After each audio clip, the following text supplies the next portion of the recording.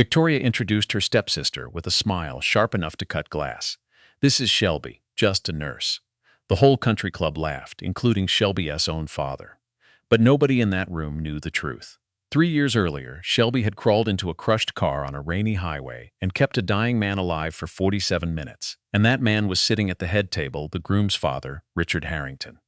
Victoria thought she was humiliating Shelby. She had no idea she was about to expose the woman who saved her new family. Welcome to Echo Tales, where secrets linger and memories bite. This is my stepsister, just a nurse. My sister said it like a stain she wanted to scrub away. 100 guests at the country club, champagne flowing. Dad laughed, a sharp, genuine sound that cut through the room. I stood there in a cheap dress among women in designer silk. I stayed quiet, as always. But they had no clue. That man at the head table, the groom's father, the one footing the bill I had once held his heart beating in my hands on a highway 3 years ago. And he was about to remember before I continue. If this story resonates, hit like and subscribe. If you truly connect, drop your location in the comments. I love seeing where you are. I am Sarah, 29, a trauma nurse. This is how my sister's cruelest moment turned into her biggest regret. Let's go back 3 weeks before the wedding, when Victoria's invite hit my mailbox. It came on a Tuesday, buried under bills. Cream paper, gold monograms. V&J, Victoria and J. I traced the gold letters. My hand still carried the scent of the hospital. They misspelled my name Shelley. They always do. No +1. I stared at the envelope like a legal summons, because that is what it was. Victoria did not want me there. She wanted me tracked growing up in my father's house. I was just furniture. Robert married Diane when I was 9. Victoria was 12. Suddenly the family blueprint changed. Victoria got the canopy bed and the portraits. My space? A drafty study with a flickering lamp. Her photos lined the halls. Mine stayed hidden in a drawer. Diane introduced Victoria as our daughter. I was just Robert's kid from before, and my dad? He let it slide every single time. I called him Sundays like a robot. He would talk for a minute, then hang up, never to call back. Months would pass in total silence. So when that invite arrived, misspelled and solitary, I almost tossed it. Almost, then my phone rang. "Victoria wants you there," my father said, his voice dripping with that fake warmth he used for an audience. It would mean a lot. I knew better. When he calls, it is only for Victoria. I researched the Harringtons that night, sitting on my floor with medical textbooks for a desk. Richard Harrington, 63, a self-made mogul who built a real estate empire from nothing, a man the press calls unpretentious wealth. His son James was a corporate attorney, polished and predictable. Victoria had dated him for 2 years, weaving a total fantasy about our family. I pieced it together from her public Instagram, photos of brunches I never saw, in clothes I never wore. Robert in a nice blazer, Diane with her hair done. Captions about family being everything. The comments were endless praise, a curated life for a perfect image. I was never in a single shot. Robert managed a hardware store. Victoria told them he was a hardware executive. Diane was a caterer. Victoria upgraded her to a business owner. Everything in our family was a fresh coat of paint on rotting wood. I later learned from James that Victoria gave specific orders about me keep her invisible. That word hit like a punch. Invisible, that had been my role for years. Here is the secret to being invisible at home. You become essential somewhere else. My shift at the trauma center started at 7. 19 hours later, I was still standing. That week, I worked 4 brutal shifts, handled 3 cardiac arrests, and saved a 60-year-old man who walked out days later with flowers. Nobody at the hospital cared who my sister was marrying. They only cared that my skills were sharp. My boss, a tough surgeon, had even nominated me for an Excellence Award.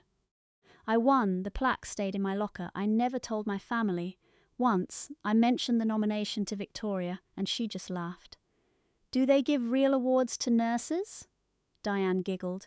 Robert said nothing, so I kept my wins quiet. I let my work speak in patient charts and surgical nods.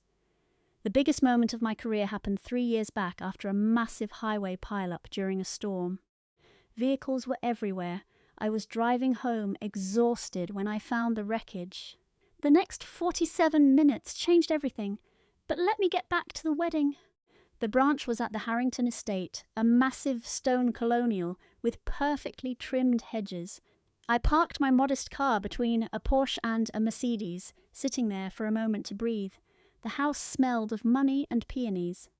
Victoria stood at the centre of the room, playing the perfect bride. I headed for the restroom and wandered down a hallway, finding Richard Harrington's study. The door was open. I did not mean to snoop, but the walls stopped me. Books, awards, and a desk with expensive scotch, but in the centre sat a photo, a man in a hospital bed, bruised and broken. A card beside it read, "To the angel on the highway," and a clipping from the paper local businessman survives, crash, thanks to off-duty nurse. I looked at the photo. The face was swollen and unrecognisable. 3 years of trauma patients blur together. I started to look. Then Richard Harrington walked in. "That is my 2nd birthday," he said, nodding at the frame. "The day someone gave me my life back." I gave him a tight smile. "That is incredible." He looked at me for a long, intense second before Margaret called him away. Then Victoria appeared. "Stop bothering Mr. Harrington," she hissed, grabbing my arm. She dragged me away before I could speak. The garden brunch was an exercise in lies. Victoria played the press secretary, polishing our family image for the guests. "My mother, Diane, ran a catering company," she lied. Diane beamed. Richard nodded, impressed. "My stepfather, Robert, is a hardware executive." Robert straightened his coat and gripped Richard's hand. Victoria then moved to the next group, skipping me entirely. I stood 3 feet away, drink in hand, ignored like furniture. Margaret Harrington leaned in. "Who was I?" Victoria's smile strained. She's just around when asked about my work." Victoria cut in. "She's some hospital worker," I corrected her. "I am a registered nurse at St. Luke's." Margaret looked intrigued, but Victoria grabbed her arm and steered her away. We were quickly shuffled aside. As Victoria passed me with Diane, I caught a sharp command. "She talks too much, handle it." Diane soon cornered me by the roses, flashing a smile that didn't reach her eyes. She was polite, cold, and calculated, closing off the conversation like a door locking me out. She touched my arm. "We need to talk," she said. She pulled me to a dark garden bench. "Victoria is under pressure," she insisted, fake sympathy in her voice. "The wedding is her big moment. Just stay quiet and don't make it about you." I knew this script. I had been told the same thing when I was passed over for professional recognition. I was pushed aside at birthdays and graduation for their convenience. I was the variable they had to control, I told her. I understood. But I didn't back in my car. I called my friend Priya. I shouldn't have come. Then I heard Victoria through an open window nearby. She was on the phone, painting a dark picture. She told someone I had emotional issues, so people would not ask questions. I sat there in silence. Something inside me shifted. The drive home felt like an attempt to scrub those words off my skin. 2 days later, the truth was confirmed. James was on the patio talking to a groomsman named Tyler. They did not see me. James casually mentioned that Victoria's stepsister had personal issues and was kept at a distance. Victoria had not just sidelined me, she had completely reinvented my identity to everyone we knew. I was the tragic stepsister, someone they gently quarantined. I called my father immediately. Did he know she was spreading lies about my mental health?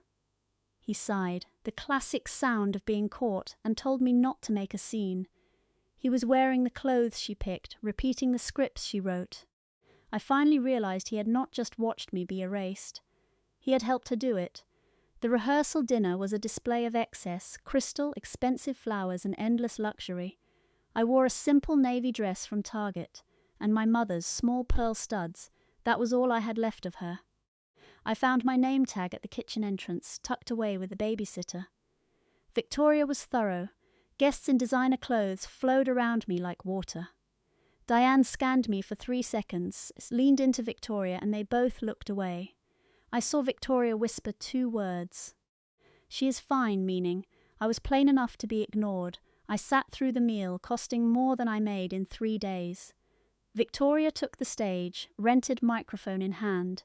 She started the toasts, introducing everyone with polish and pride until she reached my table.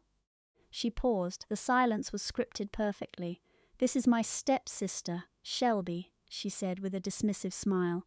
"Just a nurse." She made it sound like a failure rather than a career. My father laughed at the jab. Diane smirked. The room followed the bride's lead, laughing at me for a few painful seconds. I sat still, hands gripping my glass, but then I saw something. Richard Harrington was not laughing. He was watching me. He leaned toward Margaret, then toward James. I saw his lips move as he said he had seen me before. 30 minutes later, Victoria took the mic again to talk about family. She recounted a story about me bandaging a dog as a kid, then smirked. I guess she finally found her level. Diane looked enraptured. A woman from the guest list approached me, mocking my work as a nurse. "Do you just empty bedpans?" she chuckled. I looked her dead in the eye. "Actually, last Tuesday, I assisted in an emergency heart surgery. We saved a man's life in the trauma bay." Her smile vanished. She stammered, then hurried off. Beatrice stepped in immediately. "Don't bore people with office talk." I stayed quiet. The silence did the heavy lifting for me. Across the room, I noticed something. Marcus was watching his fiancée with a strange expression, a furrowed brow, the start of a question he didn't know how to ask. Beatrice cornered me in the lounge. An hour later, marble counters, designer soap, and perfectly folded linens. She shut the door. It sounded final. "Listen." Her voice turned icy, stripped of her public charm. "Tomorrow is my wedding day. You will sit, you will smile, you will remain silent. Stay away from the Whiteacres. Keep your job to yourself." "Don't speak." I caught her gaze in the mirror. "Why tell them I have mental health issues, Beatrice?" She didn't flinch. I told them what they needed to hear. "You lied. I managed the image. You think the Whiteacres would accept this family?" "A bookstore clerk and a teacher," she said. "Teacher like it was a contagious disease." "I am building a future. This day is crucial. Do not ruin it. You want me to act like I don't exist. I want you to know your place. 3 words. The same words my family had used for 20 years. Through missing invitations and misspelled names and hand-me-down clothes, Beatrice was just the first to say it out loud. The door creaked open. Sarah appeared, alert. "Everything okay?" "Just sister stuff," Beatrice said smoothly. She adjusted her diamond bracelet, which I knew she had borrowed from a client. Sarah smiled and shut the door like she was sealing a secret. I stood there, surrounded by luxury that cost more than my rent, and I decided. I wasn't sure what I would do, but I knew I wouldn't stay silent anymore. I left early. No one noticed. I sat in my beat-up sedan in the country club parking lot, squeezed between a luxury SUV and a sports car, hands shaking on the wheel. My keychain, a gift from my old teaching colleagues, caught the light. I could leave. Let Beatrice have her perfect day and return to my own life where I was actually appreciated. No one inside would even notice I was gone. That was the whole point of table 18. I called Dr. Alina Ross. She picked up instantly. "They actually called you, just a clerk?" Her voice was sharp like a surgical blade. "Shelby, you have changed more lives in 1 year than most people do in a lifetime. Do not let them shrink you." I looked through the glass. The party continued, totally unbothered by my absence. Then I saw Elia's Whiteacre standing alone, staring out into the night, our eyes locked through the glass. My phone buzzed a text from an unknown number. "This is Clara Whiteacre. I got your number from the list. I am glad you are here tomorrow. Elias was asking about you. I read it 3 times. Why send this? I wouldn't know until later." But something about that message told me to stay. I started the engine, but I drove toward the estate, not away. Ever felt that pull? That moment where you decide if it is worth the fight? If you have ever stayed when every instinct told you to run, let me know below. What made you stay? And if this story has you hooked, hit subscribe. The turning point is coming. The wedding was at the Whittaker estate, 200 guests, rare flowers, and a string orchestra. Beatrice wore a designer gown that made the whole scene look like a film set. I arrived early because I couldn't trust myself to show up at all. Beatrice intercepted me. "Why are you early? Stay out of the photos." She called me once for the big group shot. The photographer tucked me in the back. I saw the photo later.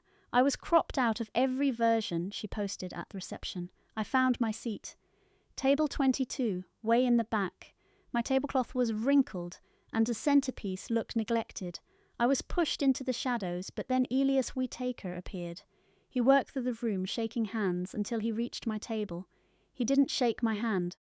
He pulled out a chair and sat. You know, 3 years ago, I almost died on the highway. A truck hit me. Head on. I was trapped for nearly an hour. One person kept me awake. She talked to me about the rain and the wreckage, so I wouldn't lose consciousness.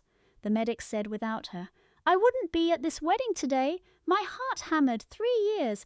So many faces. He looked at me. I am sorry. You remind me of someone.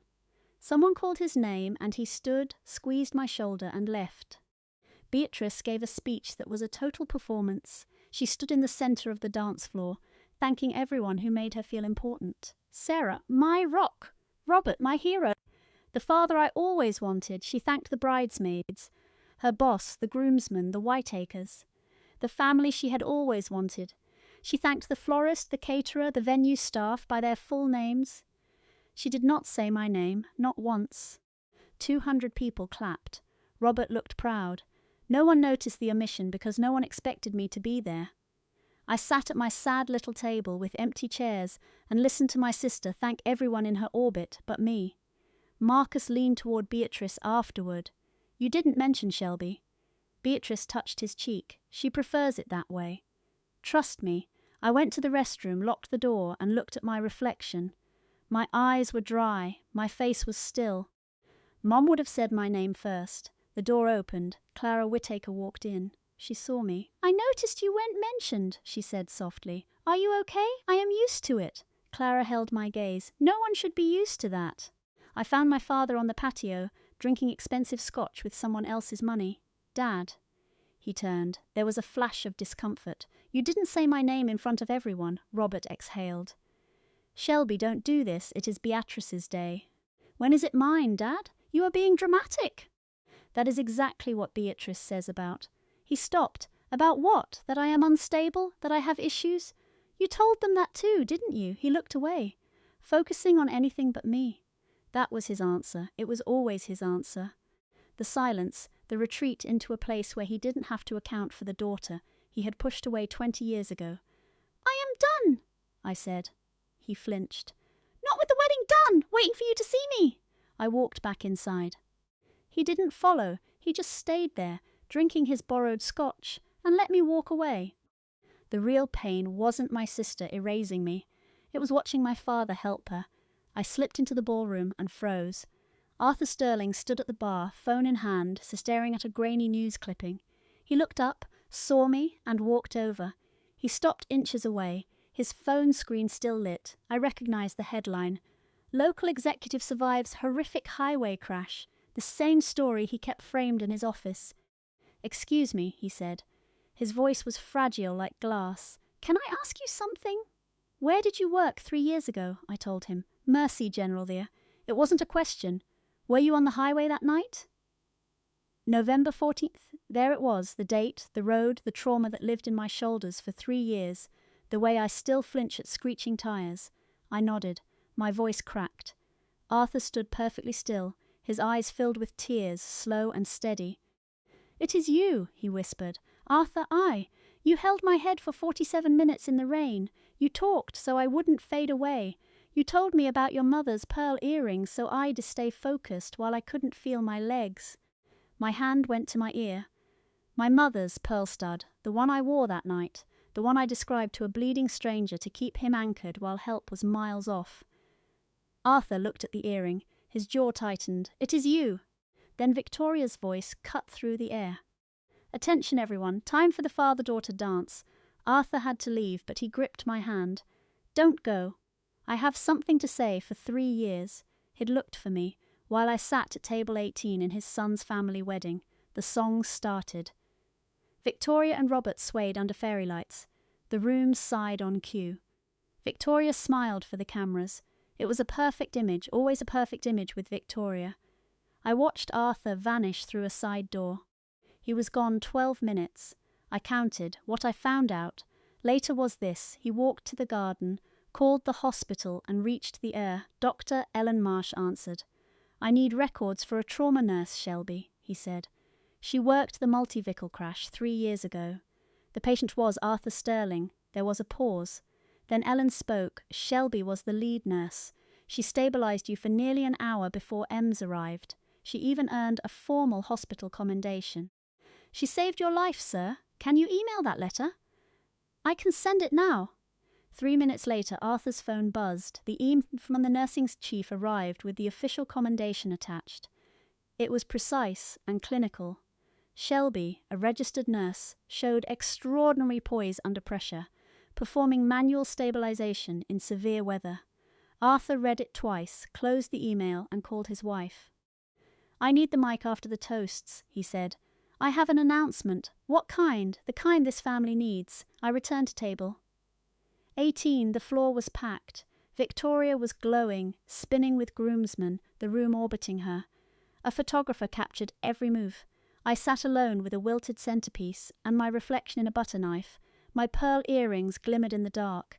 Then Margaret Sterling sat down beside me. No scene, no drama. She pulled up a chair at the worst table in the house, placed her clutch down, and settled in. Her cashmere shawl looked quiet, expensive, and refined. We sat in silence until she spoke. Richard told me about the highway. I stared at her. He remembers everything. He talks about that nurse every Thanksgiving. She folded her hands. You saved the most important person in my life, and you never once asked for credit. I didn't do it for recognition, ma'am. I did it because I was there and I knew the drill. I know, she said. That is exactly why you deserve it. A pause. The music slowed. What is he going to do? I asked.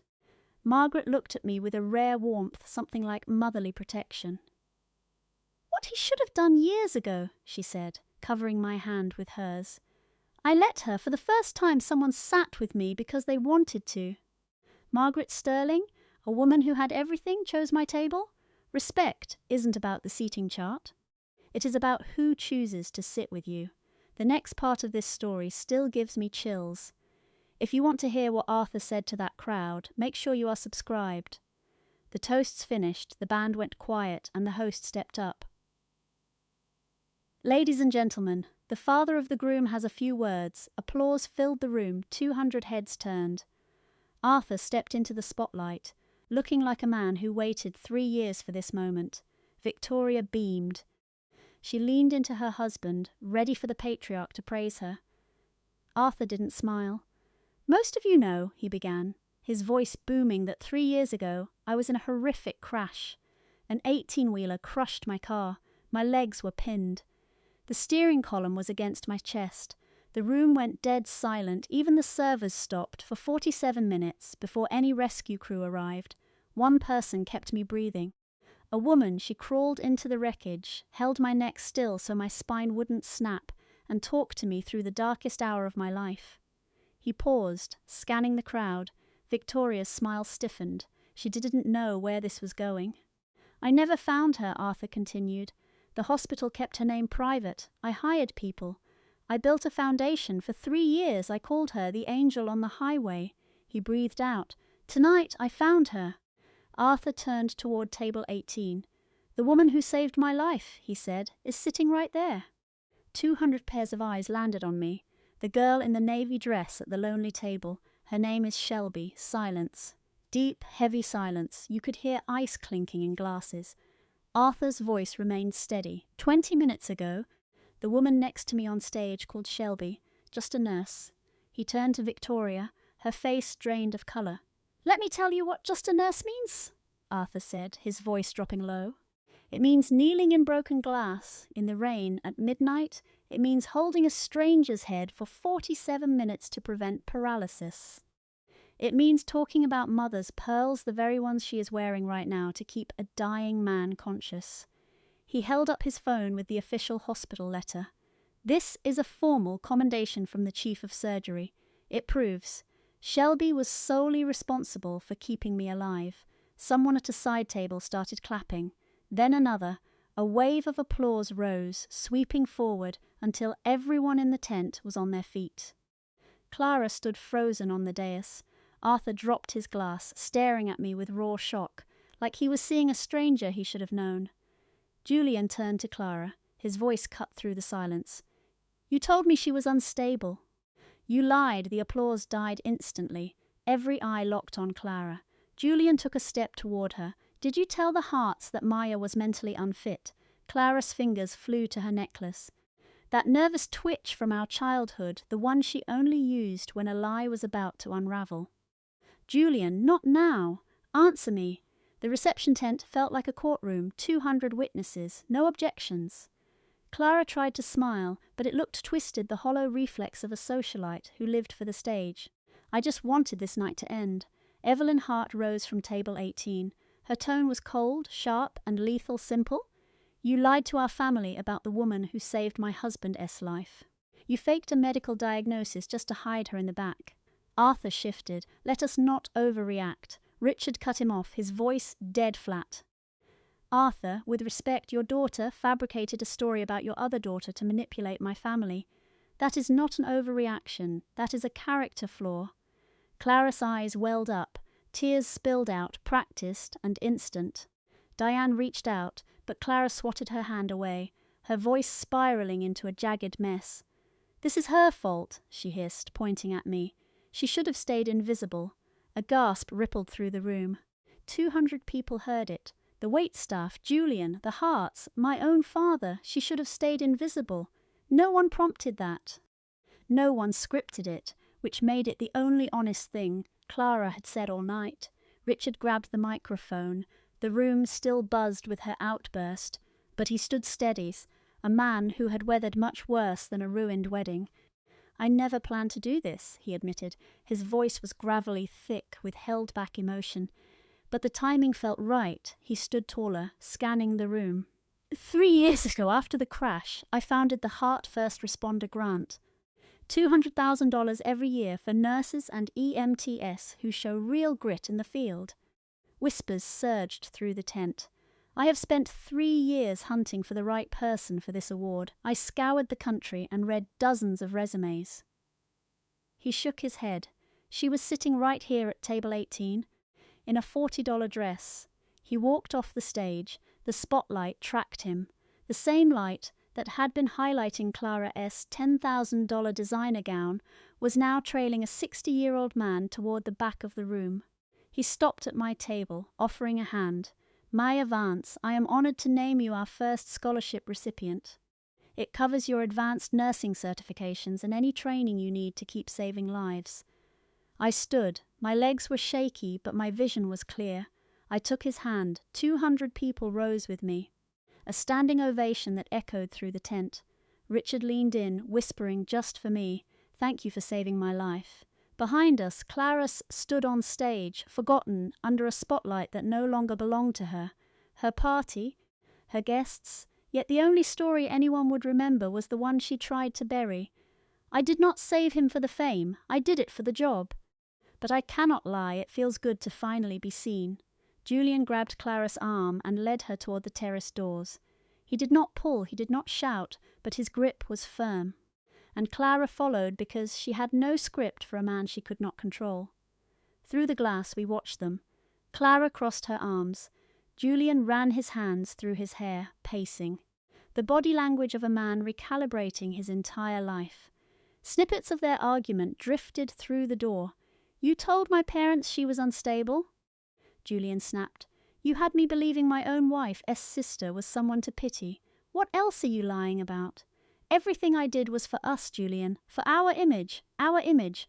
I married you because you were kind. My father nearly died. The woman who saved him was sitting in the back because you hid her. She is a nobody. She is the reason my father walked me down the aisle today. She is somebody." Silence. Then Julian, quieter now, but dead serious. "Here is the deal. You will apologize to Maya, tonight, in front of everyone you humiliated. And Monday morning we see a marriage counselor. You cannot be serious. If I find one more lie, we are finished." Through the glass, I saw Clara's posture crumble. The perfect, arrogant arch of her spine softened into pure, raw fear. For the first time, her armor was gone. I did not hunt for my father. He found me. I was on the far balcony, away from the noise, watching the garden lights flicker like promises. The night air was biting, but I did not mind. At least the cold was real. "Mayor," I turned. Arthur stood in the doorway, his cheap suit rumpled, his face a disaster. He looked like a man watching a building collapse, realizing he had been the one holding it up. "I did not know," he whispered, "about the accident. About the hearts." "No," I said, "you did not, because you never asked. You never asked about my work. You never asked if I was hurt. You never asked anything. I thought I was keeping the peace. You were keeping Clara happy." Those are not the same thing. He tried to talk, but the words died. Then he sobbed. My father, standing on a billionaire S's balcony in a suit his stepdaughter bought him, crying like he just realized the fire had started years ago. I did not hug him. I stayed put. "I do not hate you, Dad. I just stopped expecting you to be a father a long time ago. Can I fix this?" "I do not know, but crying at Clara's wedding is not the fix." He wiped his eyes. "Clara told me you wanted space." And I believed her because it was easy. 20 years of neglect summed up in one sentence. He had not been fooled. He had just chosen the easy path. "I do not need your tears, Dad. I need you to remember this when Clara asks you to ignore me again." He nodded. I walked inside. Clara returned 15 minutes later. Her makeup was touched up, but her eyes were bloodshot. She carried the rigid posture of a woman served a final ultimatum by her husband. Julian walked beside her, silent and detached. She took the microphone for the third time. That night, the room fell into a heavy, judicial silence. "I owe someone an apology," she said, her voice thin. She scanned the crowd for an exit, but there was none. "Mayor, I should not have introduced you the way I did." "I am sorry," she stopped. The air felt like ice. Evelyn spoke from her chair, her voice sharp and relentless. "And the lies about her mental health, Clara's composure fractured I told the Hearts things that were not true. I am sorry for that too." The apology landed in the room like a stone in a well small and echoing. It was not enough, but it was all the night could wring out of her. I did not move toward the stage. I did not hug her. Forgiveness is a choice that takes time. I caught her eye and nodded once. That was it. Julian took the mic. "Maya, my family owes you more than a sorry, and we will prove it." Clara stood beside her new husband, listening to her own wedding narrative rewrite itself in real time.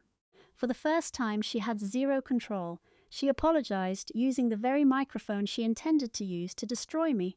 I did not need her apology. I needed her to hear herself say the words. The reception dragged on. But the energy in the room had shifted for good. Things felt different, quieter.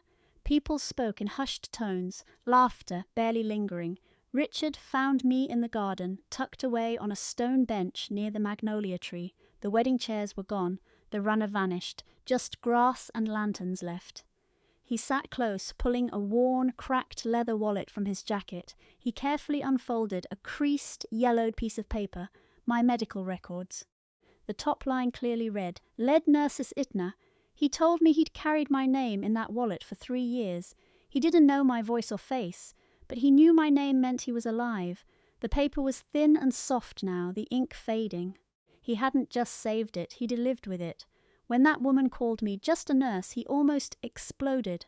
I asked him why it mattered after all this time. He looked at me with the total clarity of a man who'd spent every day trying to earn his second chance. Because no one gets to treat the person who saved my life like a punchline. He handed me a business card, Harrington Foundation.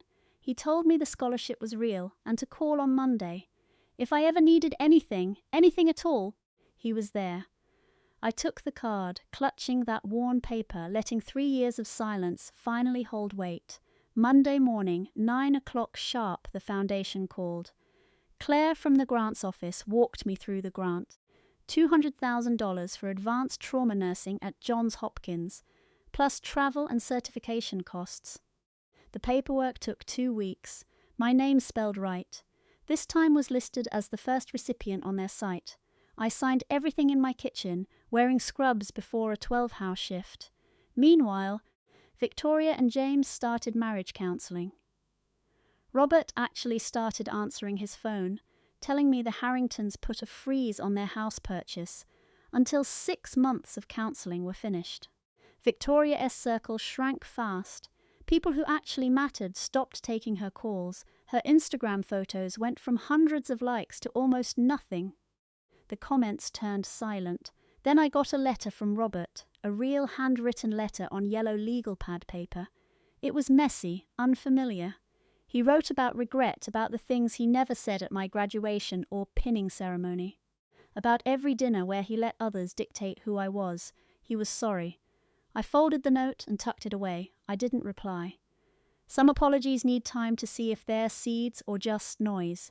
Diane vanished, of course, when there's no gain. She disappears, classic. Victoria's apology cost nothing that night.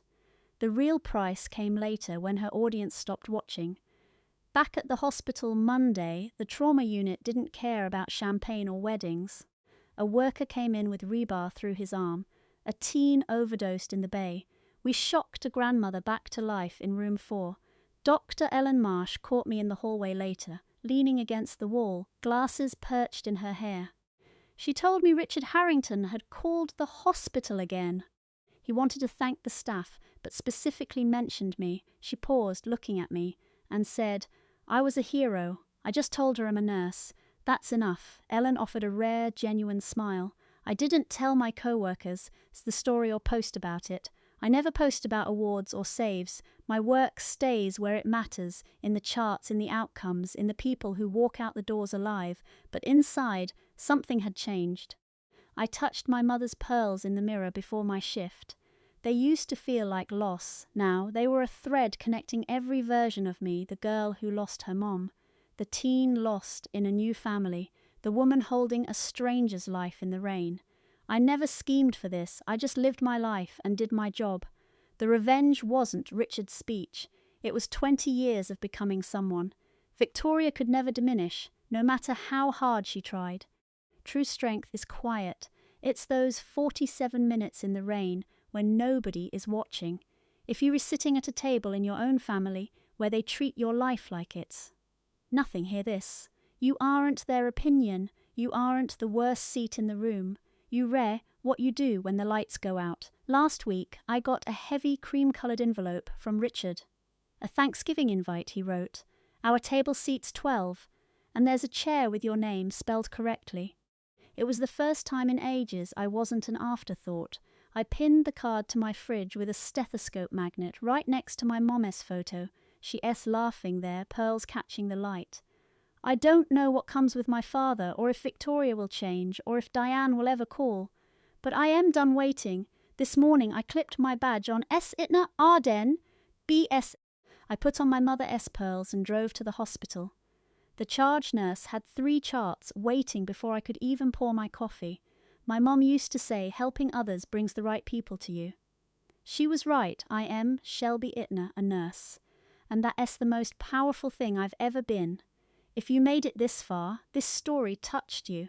I have to ask, will people like Victoria actually change, or do they just get better at hiding it? Tell me in the comments. Change or hide? I read everything. If this moved you, please like the video, it helps others find it. Check the description for a playlist if you want more stories like this. Thanks for listening, take care of yourselves, and remember you are more than what they call you. Thanks for joining Lyra Echo Stories. If this stayed with you, hit subscribe and share because every echo never truly fades.